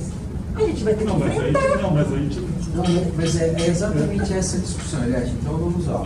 Até agora, nós não tivemos nenhuma determinação. Eu não estou só falando que eu estou credenciando essa gestora, essa administradora, esse fundo, né, por conta do que aconteceu. Eu estou abrindo a possibilidade de novos investimentos.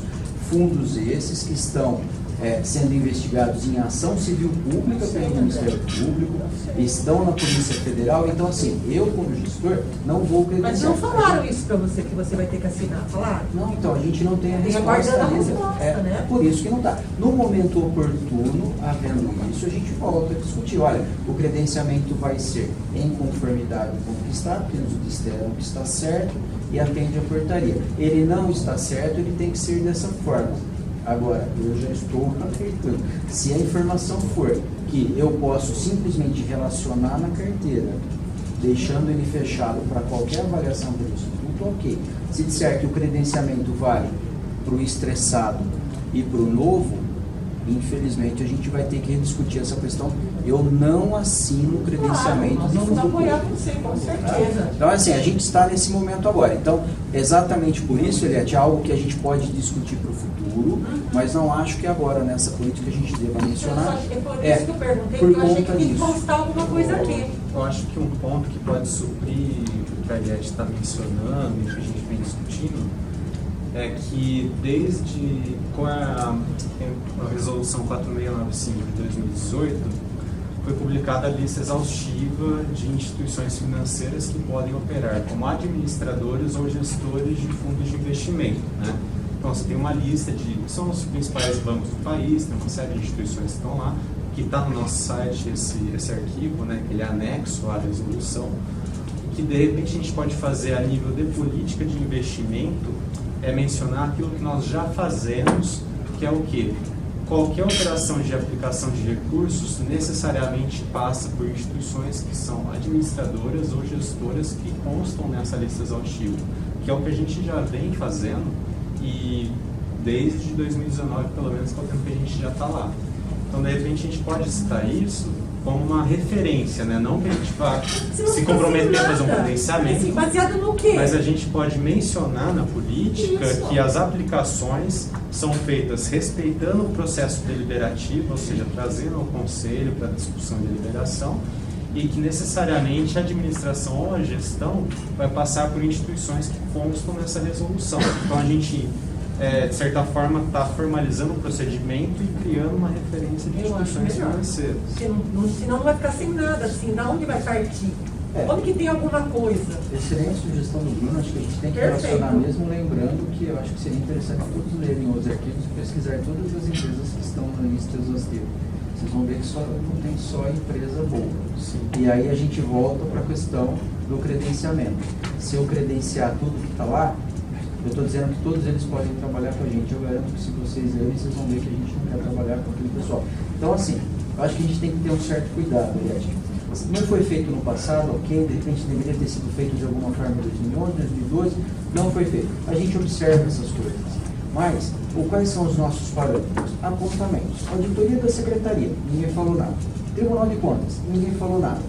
Nos credenciamos no nível 1 do Progestão, fomos o 22º instituto do país. E eles não apontaram nada. Então, eles entenderam que o que nós fizemos naquele momento estava correto. A partir de agora, é a auditoria de nível 2. Precisa fazer esse ajuste aqui. Por quê? Para o nível 1, por exemplo, entenderam que o relatório do comitê estava perfeito. Para o nível 2, no novo manual, vocês podem pegar, inclusive sugeriram para a gente colocar o texto, porque não é aprovação, é só conferência pelo Conselho Fiscal. Estamos fazendo. E devem existir algumas outras alterações, porque esses manuais, até foi o Fábio que mencionou outro dia nos grupos, a Secretaria da Previdência, ela edita uma norma, não regulamenta aquela norma, na semana seguinte ela edita outra norma, contradizendo a norma anterior que também não é regulamentada. Então a gente prevê que ainda haverão outras alterações e novas adequações. Isso não significa que nós fizemos errado até agora. Isso significa que a gente precisa se adequar com tudo. Então a gente precisa deixar isso claro. Então assim, não adianta chorar o leite derramado, né? Vamos resolver daqui para frente. E aí, de acordo com essas orientações, vocês podem ter certeza. Se tem uma coisa que nós não fazemos hoje enquanto comitê, enquanto gestão, é aventura. Então, esse tipo de situação que para a gente parece que é meio assim, complicada de administrar, que traz reflexos do passado, nós comunicamos ao Tribunal de Contas, à Secretaria de Previdência, quando é o caso, a Comissão de Valores Imobiliários, para que a gente avalie em conjunto quais são as melhores demandas, principalmente nesses fundos estressados. Tá bom. Só vou perguntar a data. Você tem previsão de quando vem essa resposta breve? Tem uma ideia? É assim, a gente manda, eles respondem genericamente, normalmente não respondem o que a gente quer, a gente pergunta de novo, aí fica aquilo. É igual consulta para o Tribunal de Contas. Você manda, eles interferem, devolvem, a gente entra com embargo, devolve. As primeiras respostas foram nulas, para a gente não servir de nada. Os procuradores nossos já deram algum parecer sobre isso? Tem questionamento nosso. Não, porque é análise pela SPREV, né? Porque assim, para a gente hoje está ok. Entende? Eles têm que dizer para a gente que não está ok para a gente poder mudar. Mudar o que não tiver. Aquela condição de credor dentro dos incentivos 2, que zerou a cota, a gente está esperando desde setembro a resposta. Passou um mês e pouco, veio a resposta que ia mandar para o Tesouro Nacional, que é ele que faz a contabilidade pública, a gente sabia como é que a gente escriturava isso no DAIR na contabilidade pública. Aí passou um tempo, o Tesouro Nacional respondeu que é para voltar para o gestor. Então, assim, até o pessoal, vocês descobriram, entendeu? Com o RPPS, alguém recebeu a primeira resposta para compartilhar. Então, de fato, tem atendimentos que são tranquilos, uma semana eles respondem, e tem atendimento que é 2, 3 meses. As minhas acabou. Silene? Feito um comentário na foto só. Esgotadas todas as perguntas, todas as dúvidas. Mais alguma coisa que vocês querem passar, meninos? Bruno, Gomes? Não, É isso? É a trava, afirmando, né, todo o compromisso que é dentro das instituições do 4695, que é todo, para o servidor ficar tranquilo, né, toda decisão é avisada pelo Conselho. A única decisão, vamos dizer assim, né, que está em branco para a diretoria fazer é resgatar para pagar benefício e pagar os salários, os fornecedores. Toda a recuperação do próprio ter entrado no fundo do caixa a gente avisa, tendo uma nova decisão a gente está estudando para um outro fundo, por causa do limite do PL. A gente avisa, acho que para ficarem tranquilos, porque assim, hoje a decisão de investimento é quase 19 pessoas que decidem aprovar, a não ser colocar de um dia para o outro, fica no próprio fundo CDI. Para ter resolvido. Nada é risco zero, mas risco mínimo no mercado hoje, até tomar uma nova decisão. Para ter tranquilidade quanto a isso, a gente está priorizando aí, até o conservador, visando mitigar risco, porque às vezes é melhor, não igual o ano desse ano, que está complicado, mas ter metas juntamente para piorar. Os PDDs, né, foram altos esse ano, que a gente prefere às vezes de abrir mão de uma rentabilidade, mas o dinheiro está lá e existe, do que fazer aventura com salário alheio. A gente não vê isso com bons olhos. Bom, a gente sabe que você não é agora aventureira. Vou colocar em deliberação. Está quase. Vou colocar então a política de investimentos de 2021 em deliberação, após esgotar todas as dúvidas, os questionamentos, as sugestões. Só lembrando que, apesar da deliberação agora, fica as alteraçõezinhas que foi combinada na reunião, mas a gente vai deliberar para que não haja atraso na entrega, que a gente tem prazo para entregar a política, tá bom? Então, vou abrir a votação. Eric? Aprovo, parabenizo toda a equipe, parabenizo as pesquisas que ela fez, né, que ajudou a gente a esclarecer bastante coisa, então está aprovado sim. Paulo? Aprovado. Silene? Aprovado, inclusive porque eu tenho que confiar no comitê, porque eu entendo pouco, muito pouco ainda de investimento. Então eu aprovo e confio no trabalho de vocês. Se der alguma coisa errada, vamos juntos. Ele é inovado. Nara, aprovam, né, com as alterações solicitadas. Edson. Aprovo e parabenizo a equipe, tá? Pelo trabalho. E Du. Aprovo, posso falar do agora, né? Canal até agora, né? Aprovo e confio também, não só na Comitê de Investimento, no nosso diretor-presidente, mas também nessas meninas aqui, meus companheiros de conselho, estão sempre de olho também, e é preciso ter isso, né? Sempre. E com todas essas discussões que elas fazem mais na internet aí, que às vezes precisa mesmo de despertar, né? Para despertar um pouco e está aprovado. Obrigada. Fábio. Aprovado e dá parabéns, né? Pela condução da política, do acompanhamento. Eu costumo ler a ata do comitê também, estender parabéns para todo mundo junto, né? Cada um tem um pouquinho lá. Parabéns coletivo. O meu voto não é contabilizado, mas ainda assim faço questão de externá-lo. Eu aprovo a política de investimento, faço as palavras dos conselhos, e eu tenho que fazer um adendo especial, Bruno. Cara, eu acho lindo você falar. Você tem uma didática, você tem uma facilidade de passar informação, de fazer a gente entender, Condensar, né? sabe, de explicar, de deixar claro, de deixar suave, de deixar leve. Parabéns, viu? Use mais esse seu talento. Mais esse talento, né? Fora os outros que você já tem. E parabéns para toda a equipe, viu? Vocês são nota 1000.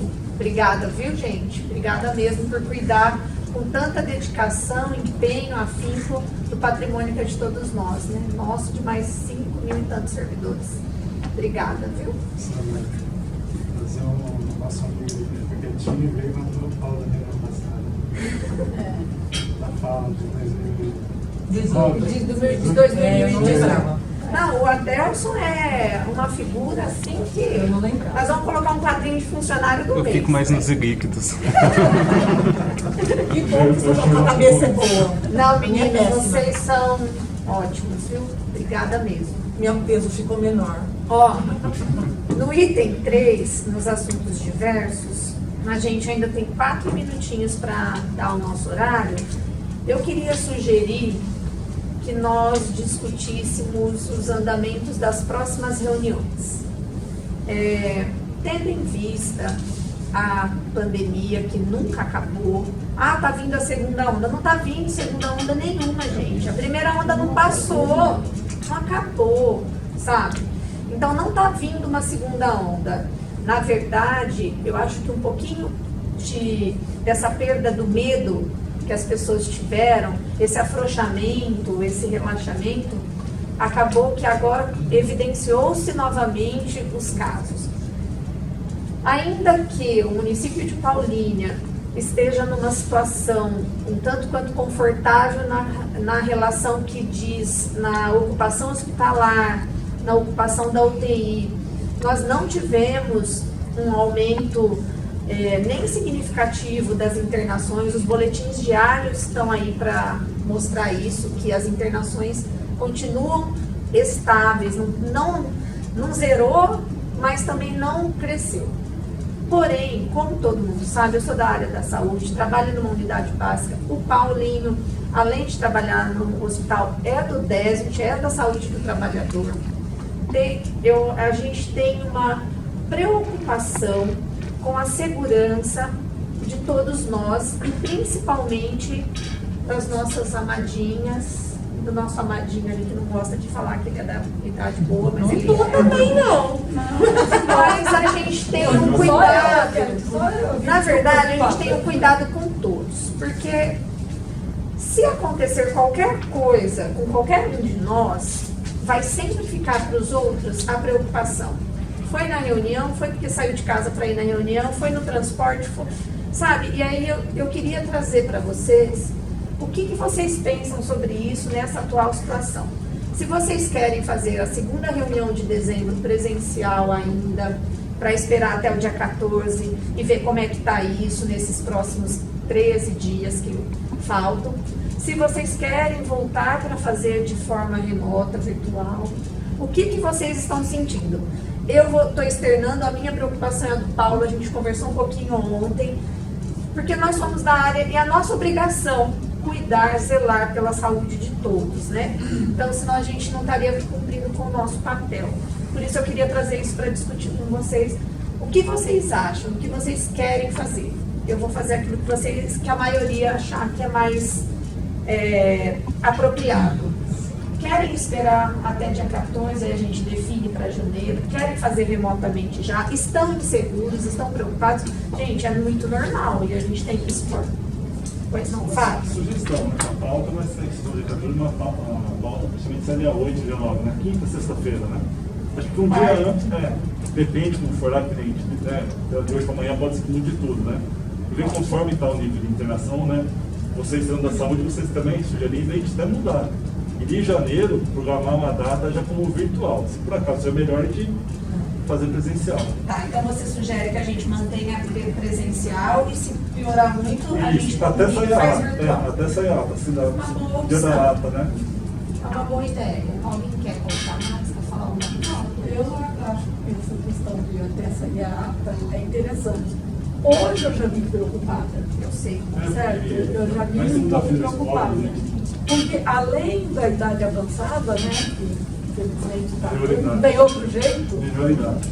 ainda da tal da melhor idade, eu tenho a questão da comorbidade, que é O fator de risco. A válvula no coração. Você é artificial, que é artificial, não pode entupir de jeito nenhum, certo? E outra cirurgia do coração eu não pretendo fazer, se Deus quiser, né? Então, essa é a minha única preocupação. Se mais até lá tiver normal, ou tiver pelo menos parecido com o que está hoje, a gente arrisca mais um dia. Tá.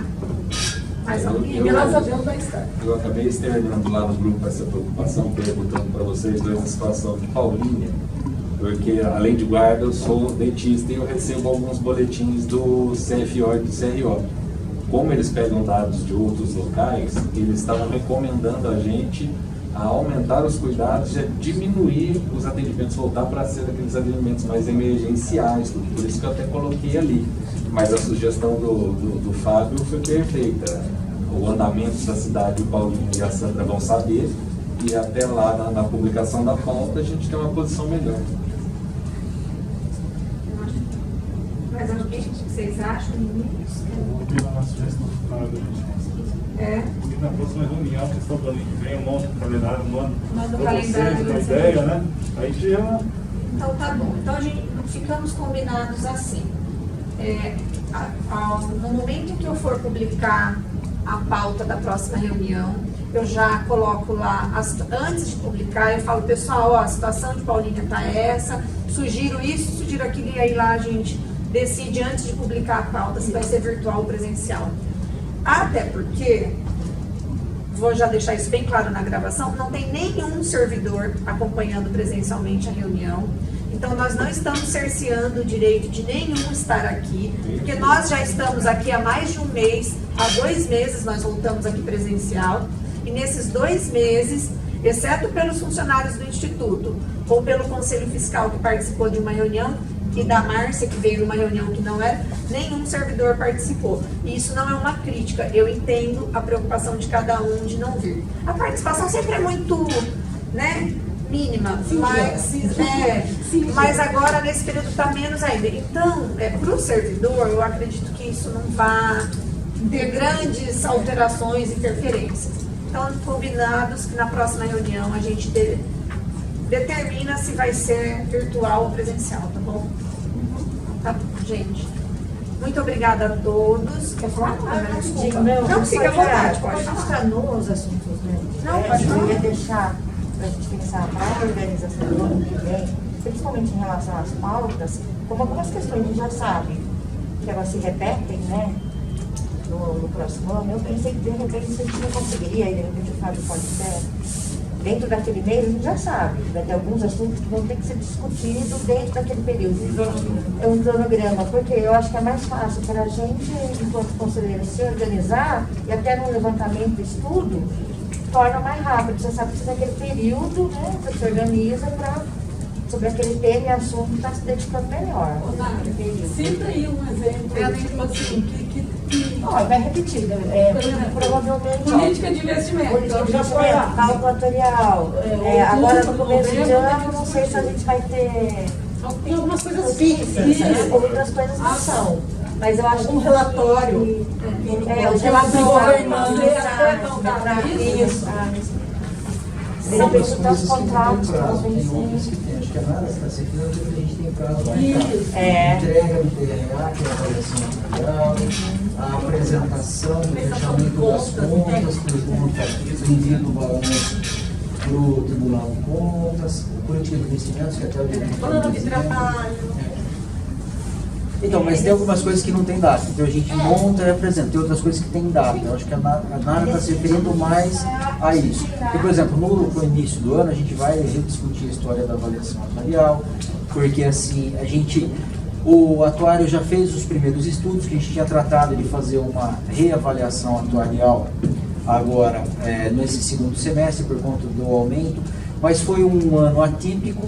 A gente aumenta a alíquota e o mercado financeiro entra em recessão com todos esses problemas. Então, assim, a nossa avaliação atuarial, lembrando que a gente está tratando isso de poucos meses de acréscimo e tudo mais, então ela apresentou um número muito parecido com o anterior, um acréscimo de 50 milhões numa avaliação que ela é só pro forma. Então ele já está trabalhando na avaliação atuarial, fechando os dados desse ano, para trabalhar na do ano que vem, a gente vai apresentar. No início do ano a gente tem algumas coisas para tratar em relação às aposentadorias e pensões, pauta da Sandra e do Edu, que atrasou um pouquinho, por quê? Das aposentadorias. Que assim foi um levantamento que foi pedido, mas que nós recebemos 200 sentenças do Tribunal de Contas aí em 90 dias, nós temos 315 aposentadorias julgadas irregulares nos últimos anos. Então, assim, no momento que a gente está fechando uma coisa, chega outra, aí eu vou trazer uma informação que está incompleta, inconstante. Enfim, no início do ano a gente vai tratar, que é uma outra pendência, então a gente vai ter alguns tópicos no início do ano que são datados por exigência e outros que a gente precisa tratar em relação ao plano de trabalho a ser construído. Esqueceram também que o ano que vem tem pagamento da lei, né? Da Previdência Complementar, que o prazo é novembro, mas, né? Que não é responsabilidade nossa, é responsabilidade da administração, que eu já estou alertando, mas que naturalmente a gente vai ter que acompanhar. Então, assim, a gente tem alguns tópicos a serem tratados, mas ainda é muito prematuro, porque a gente não sabe como é que vai ficar. Deve ter novas alterações na legislação, tem uma discussão da alteração da 392, né? Que já era potencial e não saiu. Consulta pública, né? Tem a regulamentação lá do certificado, É só para informar. Tá, obrigada. Então, muito obrigada a todos. Obrigada aos meninos Adelson, Bruno, Douglas. Obrigada, André. Obrigada a presença de todos. Uma boa noite. Um retorno aos seus lares. Tudo bem. Obrigada.